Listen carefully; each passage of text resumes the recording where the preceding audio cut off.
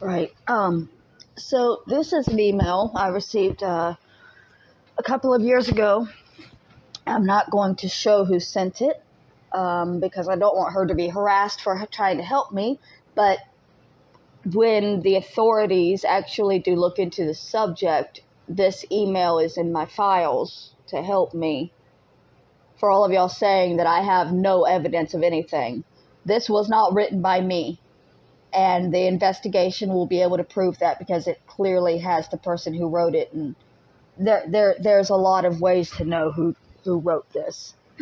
So I'll read it. It says, "To whom it may concern, I'm a relatively new subscriber to a YouTube channel creator who has 2 channels currently, of which I am aware.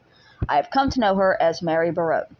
I learned of Mary from a channel called Daywave Radio for the most part. Until recent months, the channel was lighthearted and often spotlighted little-known YouTube creators who are offbeat or quirky. It took a very dark turn, however, when Daywave Radio decided to highlight and upload clips of Mary's channel. Specifically, it seemed to have a cruel laugh at her expense. And he also frequently spoke of Adonis Paul, another channel that was doing the same thing. Adonis Paul is another channel who was doing the same thing, taking other people's videos and harassing them and mocking them with them.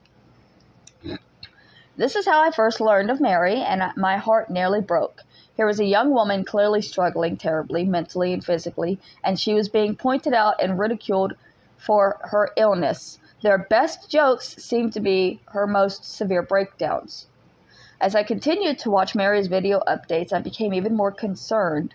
Comments were being left under her videos by more than 10 different users, in my estimation. Mary was able to delete many from public view. Some were from another creator named Adonis Paul, whose channel I avoid. Just go ahead and... Some of the comments were from Adonis Paul. And a person who went by JJ. Many commenters I never heard of. The comments were emotionally and sexually abusive and at times encouraged Mary's reoccurring suicidal ideation. Mary quite accidentally and innocently left her address to be seen in a video, and some were able to make her think they would harm her. 1 or 2 I saw allude to rape and physical assault, such as "I'm coming to rock you." The more upset Mary became, the crueler the comments became, going as far as to make vivid implication that Mary was a murderer. At least 2 have threatened physical harm. They think it's funny that they're able to frighten her. I understand the process for reporting bullying and harassment to YouTube, and I have reported these users. However, while YouTube may have ways to stop this, they have not, and it continues. My strong feeling is that some of these commenters, harassers, are perhaps not even adults, or they would realize how terrible wrong it is.